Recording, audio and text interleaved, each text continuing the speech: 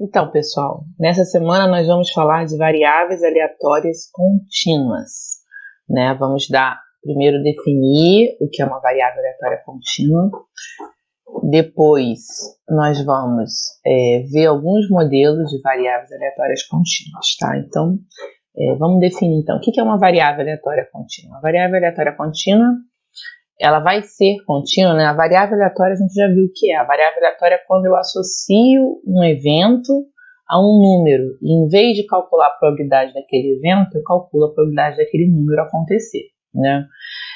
Através de uma lei.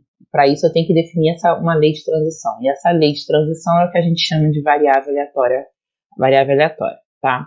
Essa variável aleatória vai ser contínua se o conjunto dos possíveis valores é um intervalo de números reais. Então agora eu não consigo mais contar todos os valores que podem acontecer com os meus dedos, tá? Não é um conjunto inteiro. Eu tenho uma face, duas faces, ou três faces, ou quatro faces, ou cinco faces, seis faces do dado, tá? Eu não consigo contar todos os resultados que podem acontecer. Então, por quê? Porque esses resultados estão dentro de um intervalo de números reais, na verdade são infinitos pontos, né? Então, quando eu trabalho com temperatura, com peso, com tempo, com voltagem, a gente diz que essa variável aleatória que está descrevendo o problema é uma variável aleatória contínua. Por quê? Porque eu não consigo precisar com certeza qual é aquele valor. Então, por exemplo, qual é o tempo da sua casa até o Cefet, né? Demoro 40 minutos para chegar no Cefet. Demoro cerca de 40 minutos. Você não pode dizer que você demora exatamente 40 minutos, porque 40 minutos seria 40 minutos, exatamente 40 minutos seria 40 minutos, e 0 segundos, e 0 microsegundos, e 0 nanosegundos, e por aí vai, tá? E essa precisão a gente não consegue quando a gente está trabalhando com o tempo, tá? Então a gente sempre fala cerca de 40 minutos, que vai ser um pouquinho a mais, tudo entre 38 minutos e 42 minutos é cerca de 40 minutos. Então quando a gente trabalha assim, a gente está trabalhando com uma variável aleatória contínua. Então, para definir, então uma variável aleatória contínua, ela é uma variável aleatória, igual era discreta. A única diferença é essa, que o meu meu conjunto de possíveis valores é contínuo agora, é um intervalo. Então, quando eu for para a função densidade, que era a função que calculava a nossa probabilidade, né? Então, no lugar da probabilidade, a gente calculava o valor da função densidade. Então, quando eu venho aqui para a função densidade, agora no caso contínuo, a função densidade ela vai preservar todas as características que a gente tinha antes, né? A função densidade ela nunca vai poder ser negativa e vai continuar não podendo ser negativa, porque não existe probabilidade negativa, tá? Além disso, a função densidade, quando a gente estava no caso discreto, se eu somasse todas as probabilidades possíveis, isso dava 1, era o chamado do evento certo. Então, isso também tem que acontecer aqui. Quando eu somar todas as possibilidades, todos os valores possíveis, isso tem que dar 1. Só que todos os valores possíveis são infinitos. São infinitos valores. Então, eu tenho que usar algo que me remeta a uma soma infinita. E essa soma infinita, a gente já sabe de cálculo 1 que toda soma num intervalo real que seja infinita, ela vai ser representada por uma integral, tá? Então, esse talvez seja a maior diferença entre a variável aleatória discreta e a variável aleatória contínua. Sempre onde eu somava, agora eu vou integrar.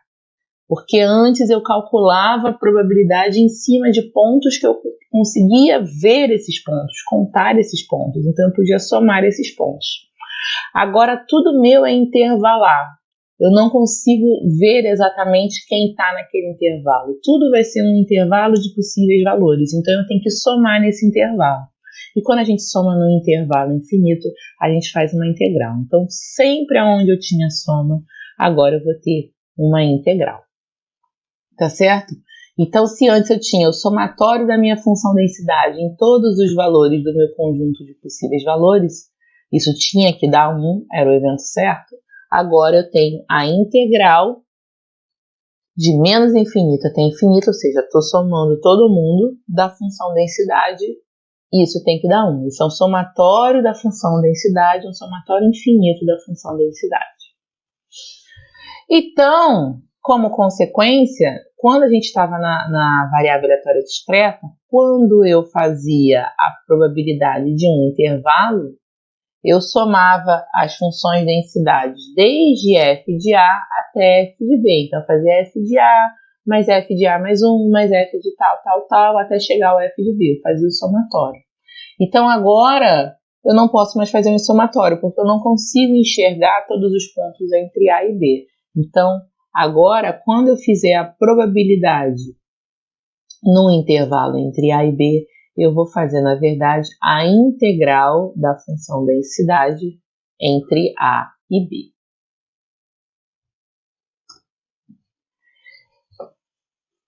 Então, substituir a soma pela integral é uma característica da variável aleatória contínua. Uma outra característica é que agora que a minha função densidade é uma função mesmo, né, eu consigo desenhar essa probabilidade, né? Ela é uma função, então eu consigo desenhar essa probabilidade, tá? E uma vez que eu consigo desenhar essa probabilidade, quando a gente fazia integral, a gente aprendeu em cálculo que a integral era uma área. Se eu fazia integral entre A e B, isso era a área entre A e B, ou seja, como essa integral também é uma probabilidade, a probabilidade virou uma área, tá? Então, a partir de agora, eu posso representar essa probabilidade, a probabilidade de alguma coisa acontecer entre A e B, através da área entre A e B, tá? Isso é muito interessante, porque agora o nosso problema de probabilidade, muitas vezes, vai ser reduzido a um problema de cálculo de área. A área entre A e B era a integral de f de x entre A e B, porque f de x é a função que faz esse desenho, que também é a probabilidade desse x estar entre A e B. Mas aí eu pergunto, qual é o valor, né, da probabilidade no ponto? Eu estou falando muito, quando a gente volta lá, estou falando em probabilidade no intervalo, em probabilidade no intervalo. Mas e qual é a probabilidade no ponto, né? Qual é a probabilidade no ponto, né? Quando a gente estava na variável aleatória discreta, a probabilidade no ponto era f no ponto. Era só pegar o f e jogar no ponto, tá? Só que aqui, não sei se vai ser bem assim. Vamos tentar fazer uma abordagem para chegar no valor da função densidade. Então, se eu tenho a função densidade f de x no ponto, quando eu posso passar isso em termos intervalar da seguinte maneira. Probabilidade de x ser igual a A é igual à probabilidade do x ser menor ou igual a A ou ser maior ou igual a A. Então, a única opção que ele vai ter é ser igual a A, né? Quando eu transformo isso numa integral, pela definição que a gente viu na definição ali da função densidade, isso vai ser a integral de A até A de f de x dx, tá? Então, o x variar de A até A é a integral de f de A até A, que por definição vai ser 0, tá? Então, o que isso quer dizer? Ele quer dizer o seguinte, que a probabilidade de um ponto ser exatamente igual a A é 0. O que isso quer dizer? Quer dizer o seguinte, que a probabilidade de você chegar exatamente em 40 minutos no Cefet é 0, tá?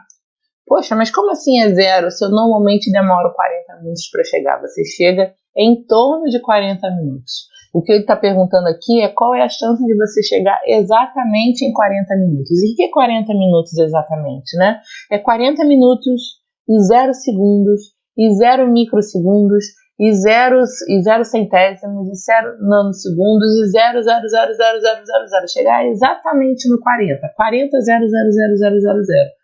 A chance disso acontecer é muito pequena, mas tão pequena, a chance de ter essa precisão é tão pequena que na verdade a chance é zero, praticamente zero, tá? A gente considera isso como chance zero. Você nunca vai conseguir chegar exatamente em 40 minutos que você fede, porque o exatamente é muito preciso. O exatamente seria 40 minutos e 0,0000000 para todas as outras precisões do tempo. Então isso você não vai conseguir. Agora, se você abre um pequeno intervalo, eu vou chegar perto de 40 minutos, entre 39 e 41, aí você passa a ter chances mais efetivas de chegar no Cefet, porque aqui eu vou ter o 40 e aqui eu vou ter aqui eu vou ter o 39 e aqui eu vou ter o 41, o que vai aumentar muito as minhas chances. Eu vou deixar de ter zero como valor dessa integral, tá? Então, a precisão, a máxima precisão de um ponto num ambiente contínuo, ela não existe, tá? Eu não tenho chance de fazer nada preciso, porque eu tenho, na verdade, infinitas possibilidades para que isso aconteça, tá? Então, uma grande consequência é a seguinte: não existe a questão de você ter que saber se aquele ponto está incluído ou não, né? Quando eu falo a probabilidade de uma variável aleatória x estar entre x1 e x2, isso vai ser exatamente a mesma probabilidade da variável aleatória estar entre x1 e x2. Ou seja, eu posso incluir o x1 e x2, como eu posso não incluir. Por quê? Porque a probabilidade de ser exatamente igual a x1 e exatamente igual a x2 é igual a zero, tá? Então, essas duas probabilidades, diferentes do caso discreto, onde era muito importante eu saber se aquele ponto estava ou não incluído, no caso contínuo, você incluir ou não o ponto, não tem problema nenhum, tá? Não tem consequência. Por quê, né? Vamos voltar lá no desenho para a gente ver. A probabilidade agora virou uma área. Então, você incluir os extremos seria incluir esse A que está pontilhado aqui na minha área e incluir esse B que está pontilhado aqui na minha área, tá? Repara que você incluir essa borda do A ou incluir essa borda do B não muda o tamanho da minha área, porque a área é uma medida do que está entre essas duas coisas. Então, você incluir as arestas ou não incluir as arestas não muda a área, tá bom? Então, graficamente seria isso. Você incluir esse A como parte da minha área ou não incluir o A, não vai mudar a área do meio, tá? Não vai mudar a área, não vai mudar a probabilidade. Então, vamos ver um exemplo aí, né, de função com variável aleatória contínua. Então, seja f de x uma função densidade-probabilidade. Então, uma forma de calcular a probabilidade é através dessa função. Então, agora eu represento as minhas probabilidades como funções contínuas, tá? A f de x é dada por 1,5x ao quadrado para o x variando entre menos 1 e 1. Então, determine a probabilidade do x ser maior que zero, a probabilidade do x estar entre menos meio e meio, e a probabilidade do x ser menor que menos 2. Então, a primeira coisa que eu vou fazer é desenhar essa função densidade, porque agora que ela é uma função contínua, eu posso desenhar, e o desenho muitas vezes pode ajudar a gente a enxergar qual é a probabilidade. Então, eu vou desenhar. A primeira coisa que eu fiz aqui foi desenhar aqui no cantinho. Desenhei a minha função. Repara que ela é uma parábola, né? Onde só tem valor entre menos 1 e 1. Antes do menos 1 ela vai ser zero, porque ela não está definida aqui. Antes do menos 1. E depois do 1 ela vai ser zero também, porque ela não está definida. Ela só tem valor aqui. Então, o que é a probabilidade? A probabilidade vai ser essa área aqui abaixo da curva. A probabilidade é sempre a área abaixo da curva. Então, essa área toda abaixo da parábola, imprensada entre o eixo x E a curva vai ser a minha densidade de probabilidade, tá? Então, é essa área aí, entre a curva e o eixo X. Olhando, então, essa função densidade, eu já consigo visualmente entender qual é a minha probabilidade para o primeiro item. Eu estou perguntando aqui qual é a probabilidade de x ser maior do que zero. Então, eu vou olhar lá no meu desenho. Tenho zero, que está aqui no meio. X maior do que zero seria todo esse pedaço aqui, essa metade.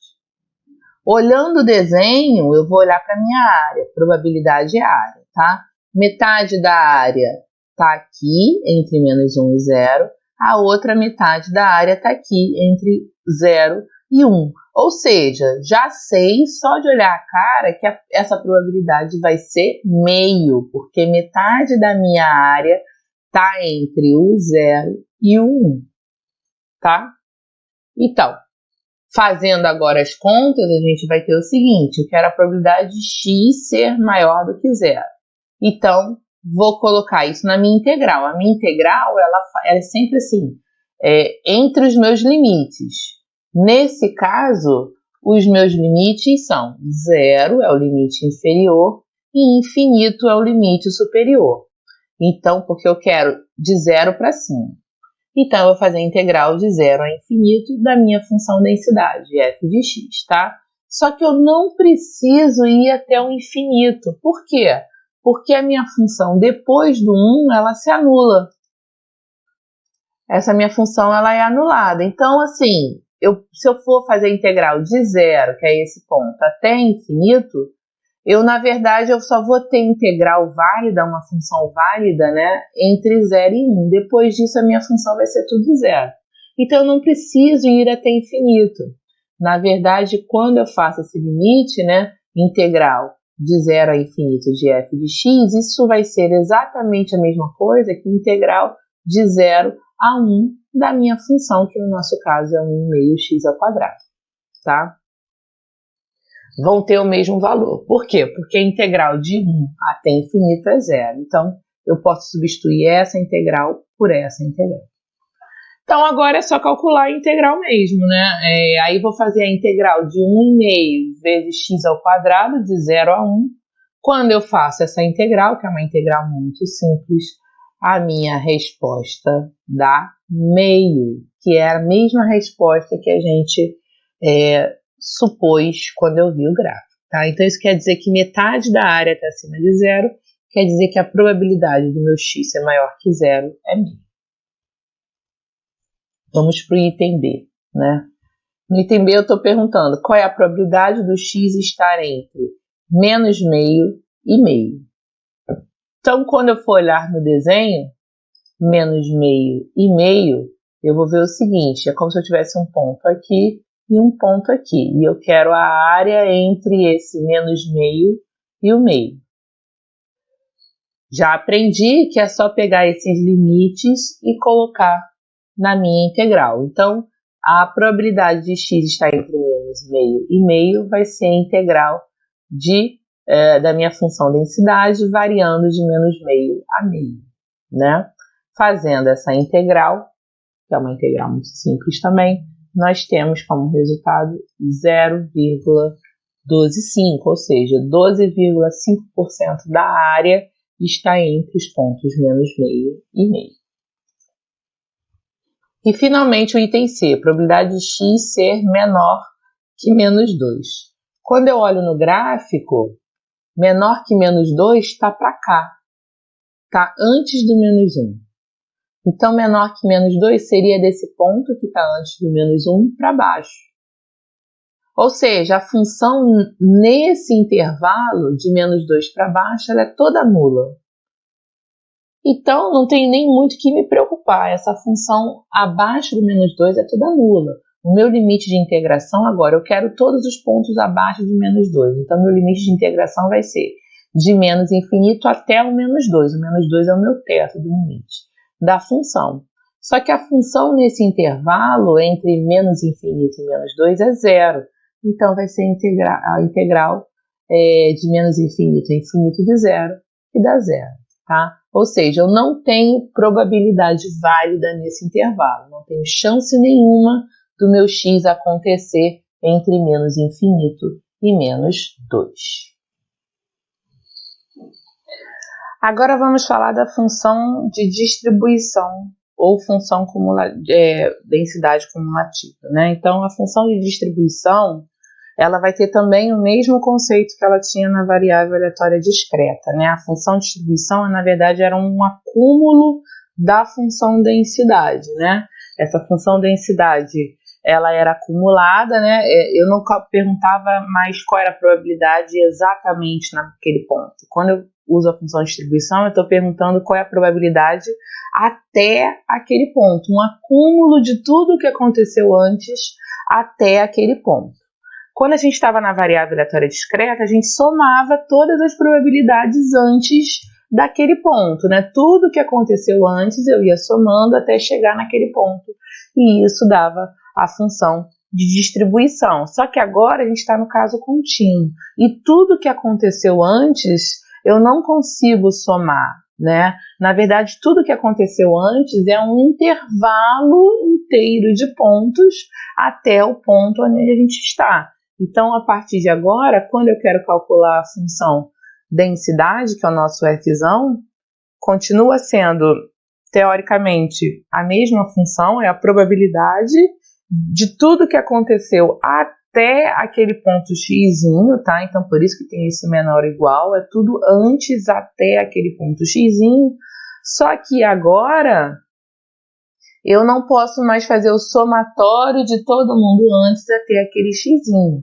Agora eu tenho que fazer, no lugar do somatório, sempre a integral. Então, a integral desde menos infinito, ou seja, eu estou dizendo desde o início de tudo até o ponto xzinho, tá? Da minha função densidade dt, tá? Estou usando t porque o x já não pode ser mais variável. Se o x é o pontinho aonde eu vou, é meu limite de integração, eu tenho que usar a variável t aqui para variável de integração, tá? Então, a minha função densidade, ela vai ser a integral desde o início de menos infinito até o ponto onde eu quero saber aonde para esse acúmulo, né? Esse ponto aqui, que é a entrada da minha função densidade, é aonde para o acúmulo, tá vendo aqui, ó?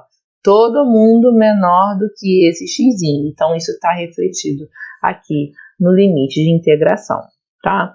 Então, quando eu quero fzão, eu vou fazer a integral de fzinho, tá?